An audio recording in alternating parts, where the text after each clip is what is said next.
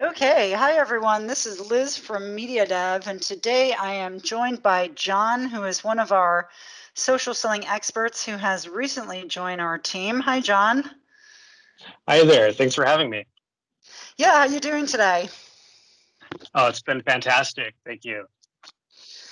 Awesome. Okay, so today's topic is joining a remote team, tips for integrating when you're working from home. And I thought this was a good topic since, John, you've joined us a couple months ago, and this was after the COVID lockdown had already been in place for some time. So I can imagine that That's it right. wasn't the easiest for you to join a team of people that you've never actually met before face to face. That is a So first for me. Yeah. yeah, well, and for us as well to hire people really, completely remotely from the get-go.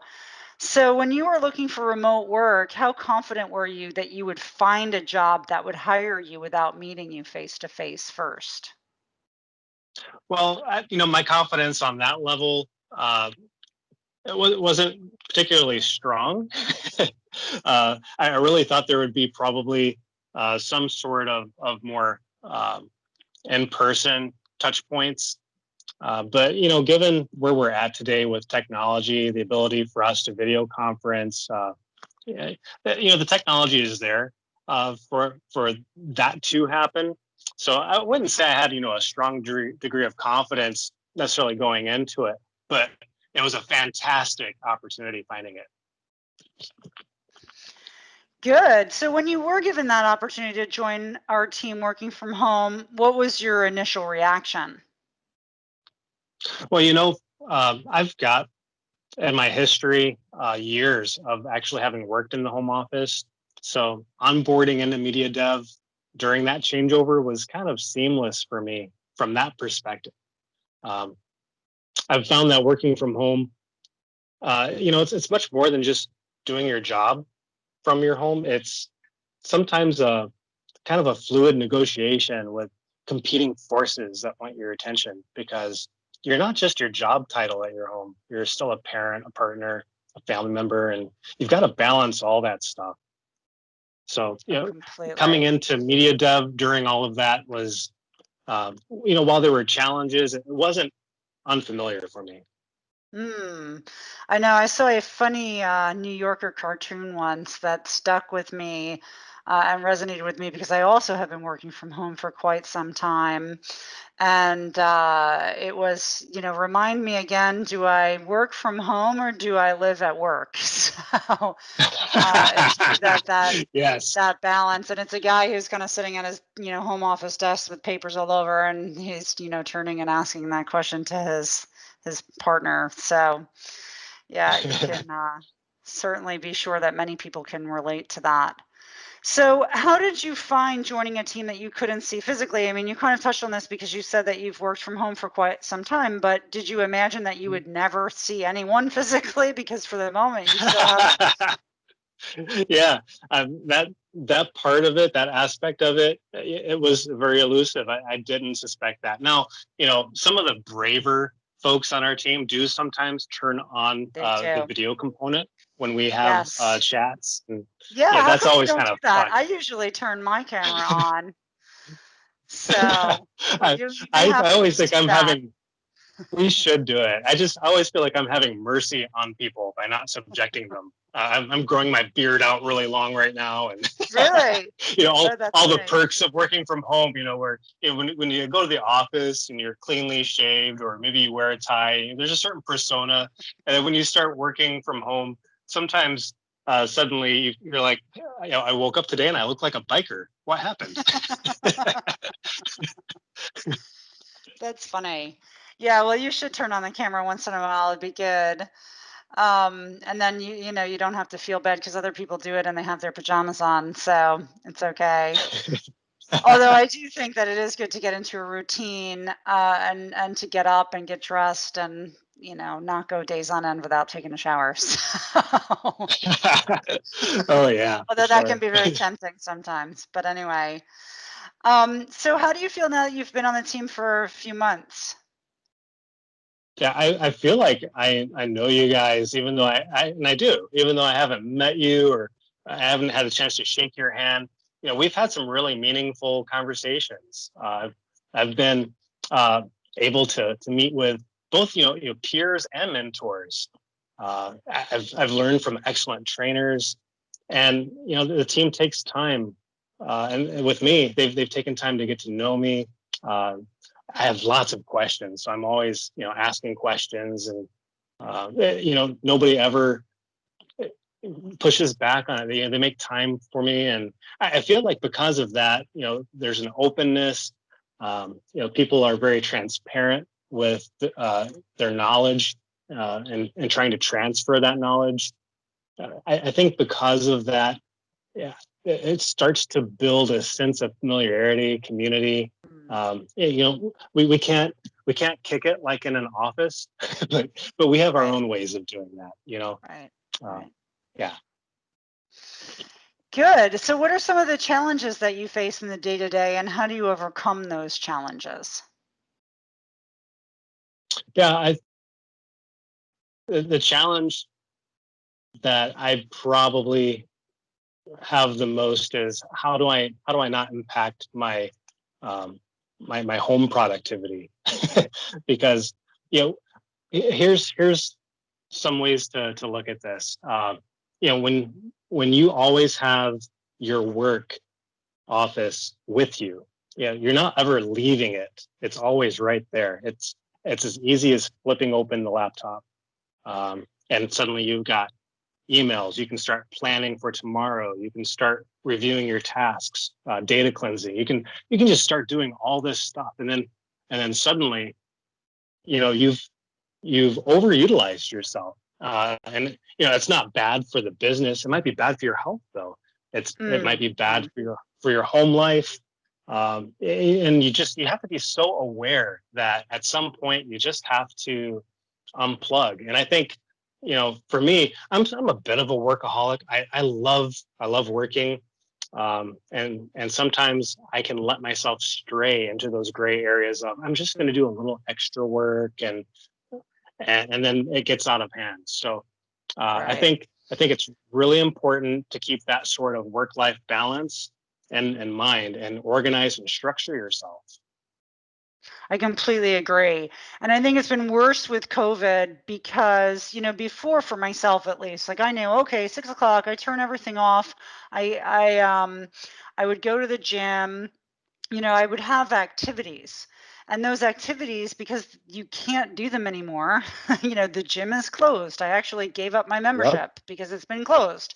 Here in France, at least, where I'm at, they recently closed the bars and restaurants. They had opened them for a while. We've got a surge in cases, so now they're closed again. So you can't go out and meet your friends for a drink. You can't, or a dinner, or go to a movie, or all those things that we used to be able to do kind of after work, they just don't exist anymore. So it's like there is no after work. So I agree with you on that. And I do think it's become particularly difficult to maintain that work-life balance because of that. There's nothing else to do. So, but I agree that can be very harmful on health. It can be harmful on family.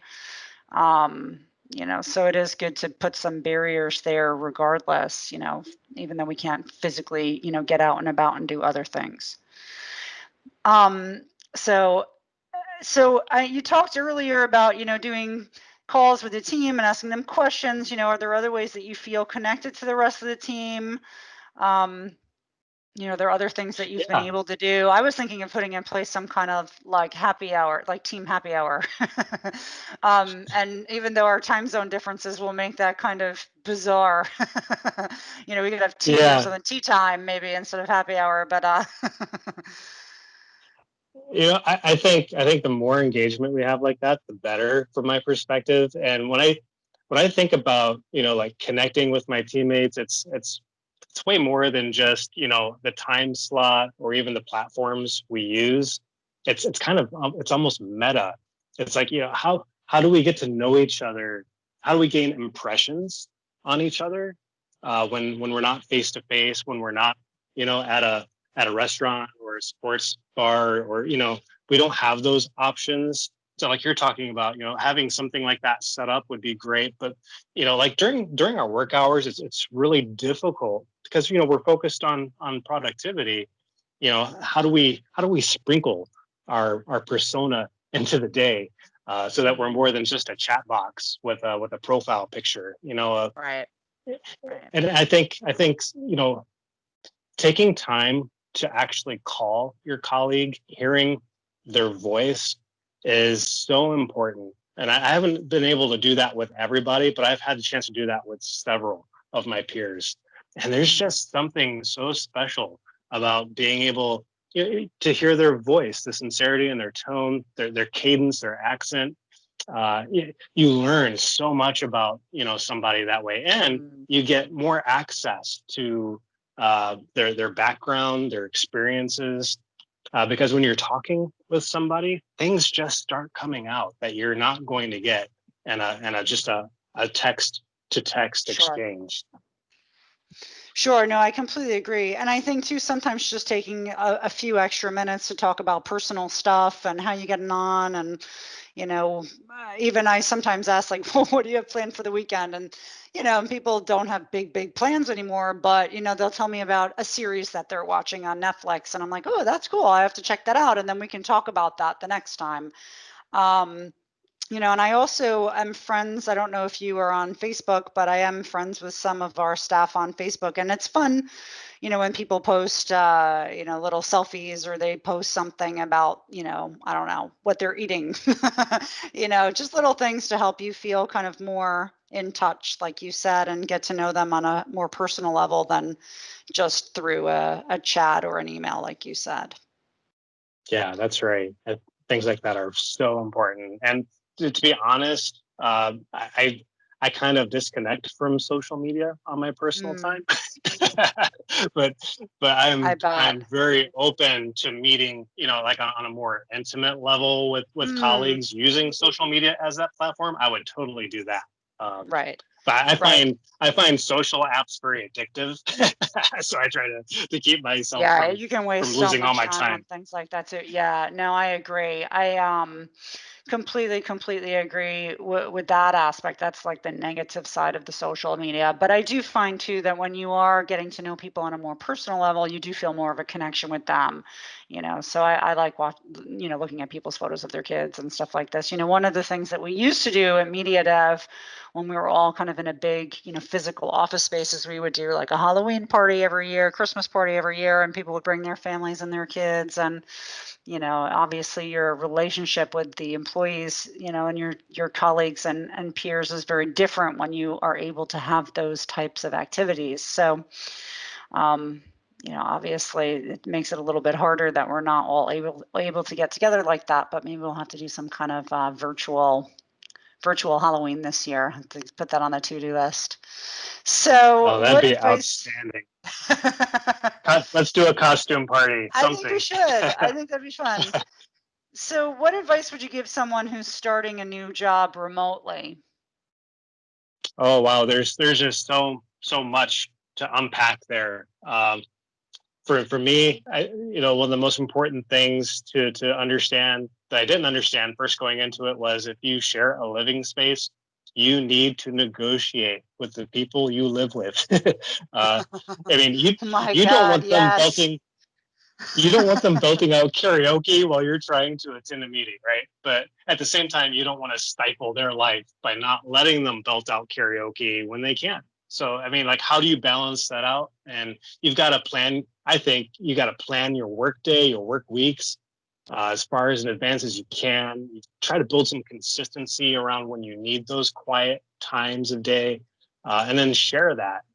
Clearly set those expectations so that it's not a surprise and you get easy cooperation off that. I would encourage employees coming into a remote position uh, to really think about how to stay active while they're in their homes.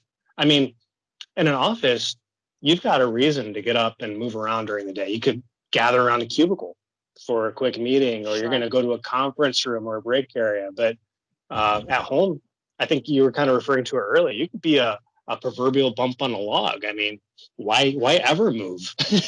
uh, Mhm. and it's one of the most dangerous jobs, right? Desk jockey. They say it's one of the most dangerous jobs So in the true. world because you're always sitting and it's bad on your heart. And the ease of your home setup is going to compound that. And so I would say, make sure that you're doing simple things. If you have a laptop stand that allows you to stand, so that you can work while standing up part of the day, that's great. That's going to really help you. That's going to make your health better. It's going to make you a little more active and energetic. Make sure you're moving around during your breaks. Make sure that you're not just sitting around too much. I mean, heck, if your internet goes down or your system has an issue, I'll do push-ups or sit-ups. Like my family will joke with me sometimes because if I'm doing push-ups, they know that I've got a system error. Or if I'm doing sit-ups, they're like, he must have restarted the router because he's doing sit-ups. So just do little things like that. Yeah, no, that's uh, a really good point. Actually, a couple of years ago, I got myself a Fitbit for that exact purpose because I was sitting so much and not having the habit of getting up and moving around every hour. So my Fitbit gives me a little buzzer, like bzz, bzz, on my wrist. If a whole 50 minutes goes by and I haven't done 250 steps, so then I get up and I walk around my living room and I walk around the house, and sometimes I do jumping jacks, or it's just like a 2-minute quick start. And actually getting your blood like pumping like that, that energy really can help you then to sustain, for the next yes. span that you're going to go sitting down in front of the laptop. But I do like your idea of standing up. I've just stood up now, so I think Good. that's definitely very, very, very true, very good advice. I think a lot of people neglect that aspect. They think like, oh, working from home, that's so great. You're so lucky. It's so easy. But yeah, it's not really all that easy, and I agree with you. There are a lot of kind of, you know, red flags, things you have to watch out for.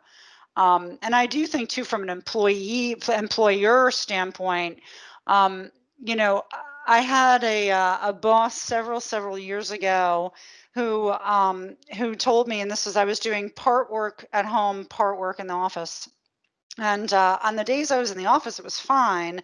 And the days was at home, he would call me like constantly, and he'd be asking me like, "What are you doing?" And I'm like, "Well, I'm doing all the things that I'm supposed to be doing." And I would and I would get very frustrated, like, "Well, don't you trust me? Like, why, why are you calling me all the time?"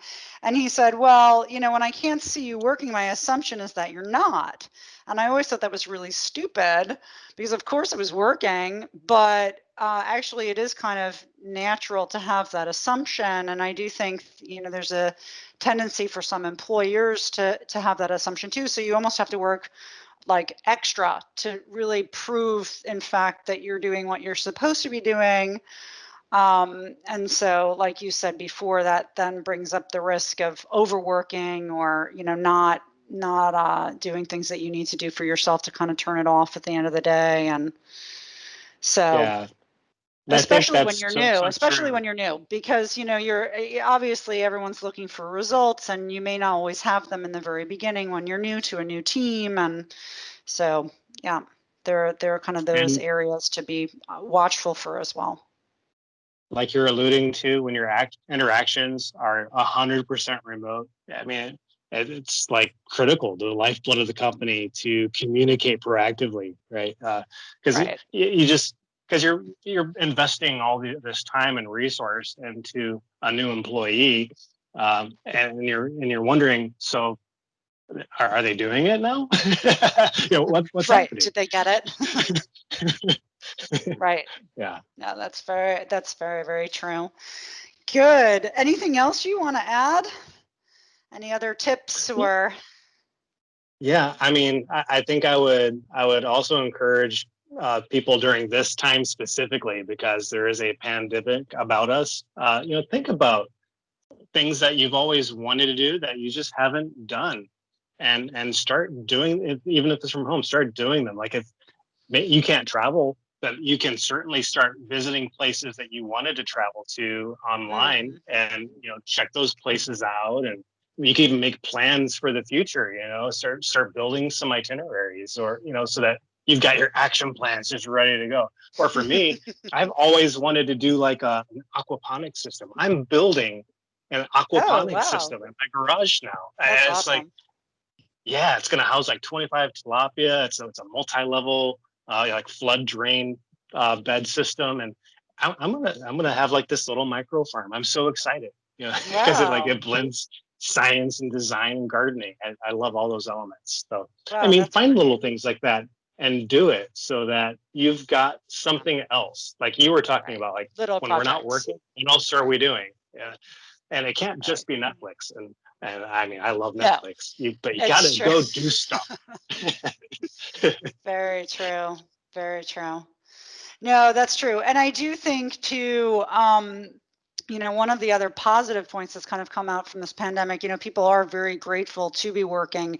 And I think you're right that, you can use that also to be grateful for your family and be grateful for other, activities that you can start, because now you do have the time, because you're not doing some of those other things that maybe would have consumed time before, even just like commuting to the office. I know, Mhm. a lot of people used to spend a lot of time on public transportation, to get to the Oh office. yeah, And, yeah. now that time is time that's, that's saved. So it can be used to start a project. Like you said, I think your project sounds fantastic. You'll have to take a photo of that and send that over. I'd like to see that.